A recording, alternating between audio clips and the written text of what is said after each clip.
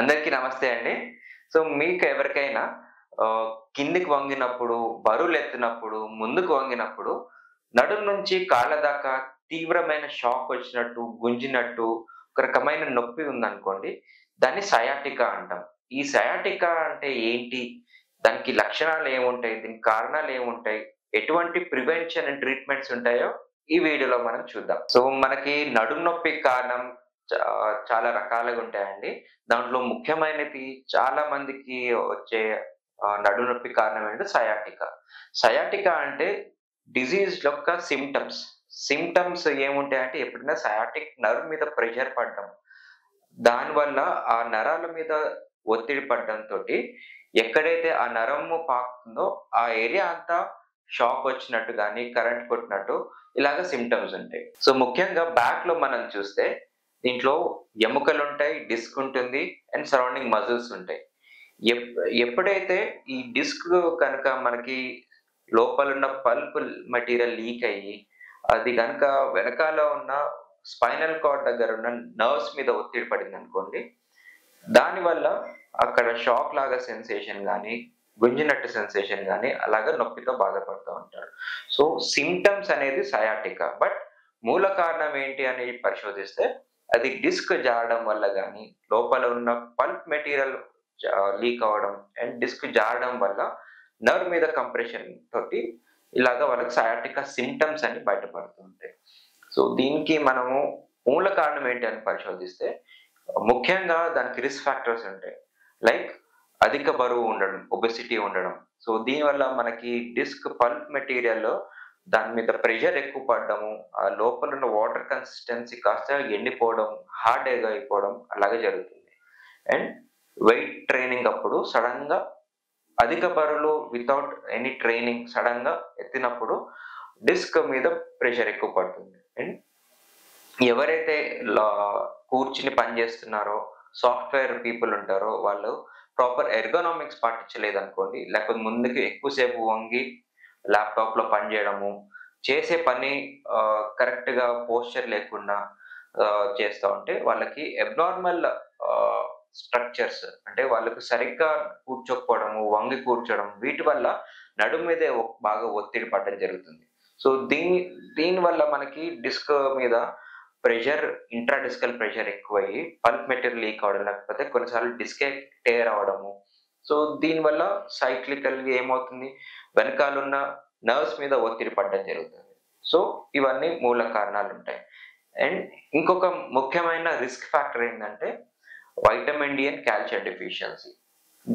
ఈ ఎవరికైతే calcium and vitamin D deficiency ఉందో వాళ్ళకి నడుము మీద ఉన్న ఆహ్, బోన్స్ అనేవి చాలా వీక్‌గా అవ్వడం జరుగుతుంది. దీన్ని ఆస్టియోపోరోసిస్ అంటారు.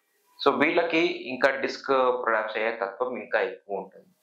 అండ్ ఇంకొక ముఖ్యమైన విషయం ఏందంటే ఎవరికైనా వెజిటేరియన్స్ ఉన్నారనుకోండి వాళ్ళకి బి12 డెఫిషియన్సీ చాలా ఎక్కువగా ఉంటుంది. సో, బి12 డెఫిషియన్సీ ఉన్న వాళ్ళకి ఇట్లాగా సయాటికా సింప్టమ్స్ కూడా చాలా ఎక్కువగానే ఉంటాయి. ఇంకొక రిస్క్ ఫ్యాక్టర్ ఏంటంటే స్మోకింగ్. ఎవరికైనా క్రానిక్ స్మోకర్స్ ఉన్నారనుకోండి వాళ్ళకి బ్యాక్ పెయిన్ ఇన్సిడెన్స్ ఒక డబుల్ ఆర్ 5 టైమ్స్ బాగా ఇన్సిడెన్స్ ఎక్కువుంటుంది. దీనికి ముఖ్య కారణం ఏందంటే స్మోకింగ్ వల్ల డిస్క్‌కి అందాల్సిన బ్లడ్ సప్లై కట్ ఆఫ్ అయిపోతుంది. అంటే చాలా రక్త కణాలు మూసుకెళ్ళిపోతాయి. సో, అవి నారో అయినప్పుడు డిస్క్‌కి అందాల్సిన బ్లడ్ సప్లై గాని, న్యూట్రిషన్ గాని ఎక్కువ సప్లై ఉండదు. సో, దీర్ఘకాలికంగా ఏమవుతుంది అంటే డిస్క్‌కి న్యూట్రిషన్ లేక అది హార్డ్ అవ్వడం గాని, లోపల పల్ప్ మెటీరియల్ హార్డ్ అవ్వడము. సో, దీర్ఘకాలికంగా డిస్క్ జారడము ఆర్ మజిల్స్ పెయిన్ రావడము. ఇలాగ రకరకాల కారణాల వల్ల వాళ్ళకి డిస్క్ ఆర్ నడుం పెయిన్ చాలా అధికంగా వాళ్ళకి బాధపడతా ఉంటారు. సో, ఇవన్నీ రిస్క్ ఫ్యాక్టర్స్ ఉంటాయి. అండ్ దీన్ని ఎలా ప్రివెంట్ చేసుకోవచ్చో తెలుసుకుందాం. సో, ఇప్పుడు మనము నడుము నొప్పిని ఎలా ప్రివెంట్ చేసుకోవాలి అనే విషయం మీద మనము డిస్కస్ చేసుకుందాం. సో, ప్రివెన్షన్ మెథడ్స్‌లో ఎస్పెషల్లీ సాఫ్ట్‌వేర్ పీపుల్‌కి ఎంఫసైజ్ చేసేదేంటే posture correction and proper ergonomics correction. అంటే వాళ్ళకి స్క్రీన్ అనేది ఐ లెవెల్‌లో ఉండడము, ముందుకి వంగడము అవన్నీ తగ్గించుకోవాలి. ముందుకు వంగుతా ఉంటే డిస్క్ మీద ప్రెషర్ పడి డిస్క్ ప్రొలాప్స్ అయ్యే తత్వం ఎక్కువగా ఉంటుంది. అండ్ ఎప్పుడైనా కూర్చున్నప్పుడు వాళ్ళు బ్యాక్‌కి రెస్ట్‌గా ఆనుకునేలాగా వాళ్ళు కూర్చునే విధానం వాళ్ళు మార్చుకోవాలి. ఎవరైనా 1 అవర్ గాని ఎక్కువ సేపు కూర్చునే వాళ్ళుంటారో, ఎవ్రీ 45 మినిట్స్‌కి ఒక 5-10 మినిట్స్ మూవ్ అరౌండ్ అయ్యి చిన్న వాక్ చేసుకొనొచ్చి కూర్చుంటే వాళ్ళకి డిస్క్ మీద కాన్‌స్టాంట్ ప్రెషర్ రావడం తగ్గుతుంది. అండ్ డిస్క్ యొక్క స్పాంజీ కన్సిస్టెన్సీ కూడా మెయింటైన్ అవుతుంది. ఈ వాకింగ్ మూవ్‌మెంట్ తోటి డిస్క్ పైకి కిందకి ఊగడం తోటి సరౌండింగ్‌లో ఉన్న న్యూట్రిషన్ లోపలికెళ్ళడం అండ్ డిస్క్‌లో ఉన్న బ్యాడ్ ఏమన్నా సబ్స్టెన్స్ ఉంటే బయటికి రావడం జరుగుతుంది. సో, దీనివల్ల మనకి డిస్క్ అనేది చాలా హెల్తీగా ఉంటుంది. అండ్ ఎవరైనా సడెన్‌గా జిమ్‌కెళ్ళడం, వెయిట్ ట్రైనింగ్ ఉన్న వాళ్ళకు ఎక్కువగా సడెన్‌గా వాళ్ళకి హెవీ వెయిట్స్ ఎత్తకుండా స్లోలీ ప్రాపర్ ట్రైనింగ్ తోటి జిమ్ ట్రైనర్ పర్యవేక్షణలో వాళ్ళు స్లోలీ ఆహ్, వెయిట్స్ అనేది ట్రైనింగ్ చేసుకుంటా ఉండాలి. ఒకటేసారి అధిక బరువులెత్తితే వాళ్ళకి డిస్క్ టేర్ అయ్యే ఆస్కారం ఉంటుంది. ఇవి ప్రివెన్షన్ మెథడ్స్. ఇంకొక ఇంపార్టెంట్ ప్రివెన్షన్ మెథడ్స్ న్యూట్రిషన్ పరంగా ఏందంటే calcium and vitamin D supplementation.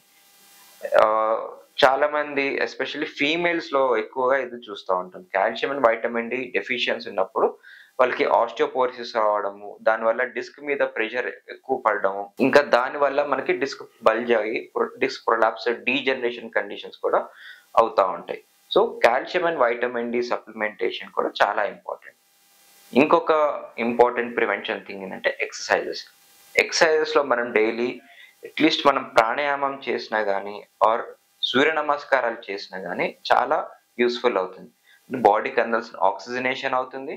And సూర్య నమస్కారాల ద్వారా మనకి బాడీ అంతా స్ట్రెచింగ్ గాని, బాడీ యొక్క టోన్ మెయింటైన్ అవుతుంది. సో, ఎక్సర్‌సైజెస్ కూడా చాలా important. Per day at least 30 minutes of exercises either it is cardio exercises గాని, స్ట్రెంథెనింగ్ ఎక్సర్‌సైజ్ గాని at least 30 minutes a day 5 days in a week is mandatory. So, అలాగా మీరు కన్సిస్టెంట్‌గా ఇలాగా ఎక్సర్‌సైజెస్ చేయడము, బాడీ టోన్ మెయింటైన్ చేయడము, అధిక బరువులు తగ్గించుకోవడము, స్మోకింగ్ ప్రివెంట్ చేయడము అండ్ ప్రాపర్ ఎర్గోనామిక్స్ పాటించడం. ఇలాగ చేస్తే మనం బ్యాక్ పెయిన్ రాకుండా ప్రివెంట్ చేసుకోవచ్చు. సో, బ్యాక్ పెయిన్ వచ్చిన వాళ్ళకి ఎస్పెషల్లీ సయాటికా సింప్టమ్స్ ఉన్న వాళ్ళకి ట్రీట్మెంట్ ఏ విధంగా ఉంటాయో ఇప్పుడు తెలుసుకుందాం. సో, మనకి పెయిన్ మేనేజ్‌మెంట్‌లో చాలా నాన్ సర్జికల్ ట్రీట్మెంట్స్‌లో రకరకాల ఆప్షన్స్ ఉంటాయి. ఎందుకు ఈ పెయిన్ మేనేజ్‌మెంట్ ఇంపార్టెన్స్ అంటే, దీంట్లో ఎటువంటి రిస్క్ గాని, సైడ్ ఎఫెక్ట్స్ గాని చాలా తక్కువగా ఉంటాయి. అసలు నెగ్లిజిబుల్ అని నేను చెప్పుకోవచ్చు. అండ్ చాలా ఈజీ ట్రీట్మెంట్స్ కూడా. అంటే మీరు నడుచుకుంటూ వచ్చి, నడుచుకుంటూ వెళ్ళే విధమైన ట్రీట్మెంట్స్ ఉంటాయి. ఎటువంటి రిస్క్, సైడ్ ఎఫెక్ట్స్ లేని ఆహ్, ఎటువంటి రిస్క్, సైడ్ ఎఫెక్ట్స్ లేని అద్భుతమైన ట్రీట్మెంట్స్ విత్ ఎఫెక్టివ్ రిజల్ట్స్ ఉంటాయి. సో, ఇందులో భాగంగా మనం పెయిన్ మేనేజ్‌మెంట్‌లో చేసిన ట్రీట్మెంట్స్ ఏందంటే, రూట్ బ్లాక్స్ అంటాం. ఎక్కడైతే డిస్క్ బల్జ్ అయ్యి నరం మీద ఒత్తిడి అవుతుందో, ఆ నరం దగ్గర మనము నీడిల్ ద్వారా ఇంజెక్షన్ చేయడం జరుగుతుంది. సో, ఇదంతా ఆపరేషన్ థియేటర్‌లో ఒక ఫ్లోరోస్కోప్ గైడెన్స్ ద్వారా మనం నీడిల్ పెట్టి ఎక్కడైతే డిస్క్ అండ్ నరం ఒత్తిడి అవుతుందో, అక్కడ మాత్రమే మనం ఇంజెక్షన్ చేయడం ద్వారా డిస్క్ దగ్గర హీలింగ్ అవుతుంది. అంటే నరం హీల్ అవుతుంది. పెయిన్ అనేది మెదడు వరకు వెళ్ళకుండా అక్కడే బ్లాక్ అయిపోతుంది. అండ్ ఎక్కడైతే వాపు ఉందో గాని ఆర్ నర్వ్ ఇరిటేషన్ ఉన్నా గాని అదంతా హీల్ అయిపోతుంది. సో, దీర్ఘకాలికంగా మనకి మంచి రిజల్ట్సే ఉంటాయి. అండ్ ఇంకొక ఇంపార్టెంట్ థింగ్ డిస్క్‌లో మనకి ఆహ్, ఓజోన్ ఇంజెక్షన్ ఉంటుంది. అంటే ఇంట్రా డిస్కల్ ఓజోన్ ఇంజెక్షన్. ఎప్పుడైతే డిస్క్‌లో మనకి ఓజోన్ ఇంజెక్షన్ చేశామనుకోండి, డిస్క్ సైజ్ కాస్త కొంచెం ష్రింక్ అవుతుంది. సో, డిస్క్ బల్జ్ అయినది కాస్త కొంచెం ష్రింక్ అవ్వడంతోటి మనకి మెకానికల్లీ నర్వ్ అనేది ఫ్రీ అవుతుంది. సో, నర్వ్ మీద ఒత్తిడి తగ్గడం జరుగుతుంది. పెయిన్ మళ్ళీ రాకుండా ఉంటుంది. ఇది లాంగ్ టర్మ్‌లోనే చాలా బెస్ట్ రిజల్ట్సే ఉంటాయి. ఎటువంటి రిస్క్, సైడ్ ఎఫెక్ట్స్ లేకుండానే ఉంటాయి. సో, పెయిన్ మేనేజ్‌మెంట్‌లో ఆపరేషన్ లేకుండా చేసే ట్రీట్మెంట్స్. ఇప్పుడు సర్జికల్ ట్రీట్మెంట్స్‌లో భాగంగా దీంట్లో మనకి లేటెస్ట్‌గా వచ్చిన ట్రీట్మెంట్ అంటే key hole surgery or endoscopic discectomy అంటాం. సో, ఏ లెవెల్ అయితే మనకి డిస్క్ బల్జ్ అయ్యి ఉందో, ఆ లెవెల్‌లో మనము కెమెరా సహాయం ద్వారా చిన్నపాటి incision just 0.5 or less than a centimetre incision ద్వారా మనము కెమెరా పెట్టుకొని ఎక్కడైతే డిస్క్ వచ్చి నర్వ్ మీద ఒత్తిడి అవుతుందో, ఆ భాగం అంతా డిస్కెక్టమీ చేస్తుంటే పోర్షన్ కాస్త కట్ చేసేసి తీసేస్తాం. సో, ఇది కూడా చాలా సేఫ్ అండ్ సులభమైన ట్రీట్మెంట్స్. ఎటువంటి రిస్క్ గాని, సైడ్ ఎఫెక్ట్స్ ఏం లేని చాలా సోఫిస్టికేటెడ్ అండ్ లేటెస్ట్ ట్రీట్మెంట్ అని చెప్పుకోవచ్చు. కొంతమందికి సర్జరీ కూడా ప్లాన్ ఉంటుంది. లైక్ లామినెక్టమీ అంటాము, డిస్కెక్టమీ, స్పైన్ ఫిక్సేషన్ ఇలాగా సర్జికల్ ట్రీట్మెంట్స్ ఉంటాయి. ఇవన్నీ కూడా పేషెంట్ యొక్క సింప్టమ్స్ గాని, రిస్క్ ఫ్యాక్టర్స్ గాని, age related long term benefit కోసము, ఏజ్ ఎక్కువ ఏజ్ ఎక్కువుందనుకోండి, వాళ్ళకి safe treatment, pain management treatment. లేకపోతే కొంతమందికి రెడ్ ఫ్లాగ్స్ ఉంటాయి. అంటే యూరిన్ మోషన్ తెలియకుండా ఎళ్ళిపోవడము, కాళ్ళు మొద్దుబారిపోవడము, స్పర్శ తెలియకుండా ఉండడము. దాన్ని కాడా ఈక్వైనా సింప్టమ్స్ అంటాం.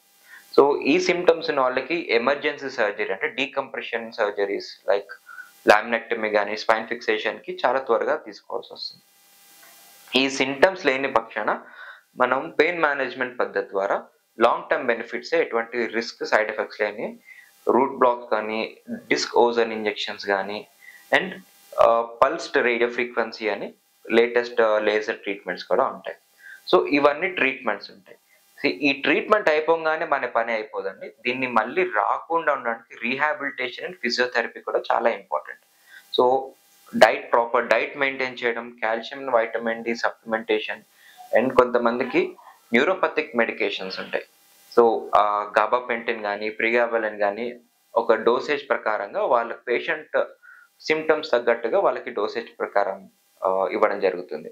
సో, దీంతో పాటు ఎన్ఎస్ఐడ్స్ అంటాం. అంటే ఓవర్ ద కౌంటర్ లభించే పెయిన్ కిల్లర్స్.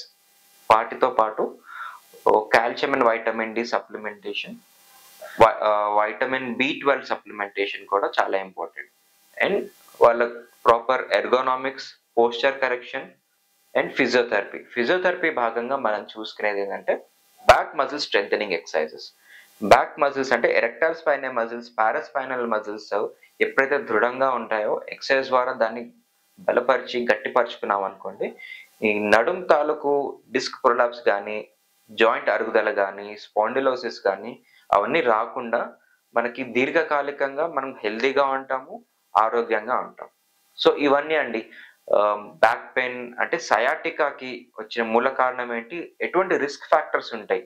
ఎలా ప్రివెంట్ చేసుకోవచ్చు? And treatment options, surgical and non surgical treatment options ఎలా ఉన్నాయో ఈ వీడియోలో మనం తెలుసుకుందాం.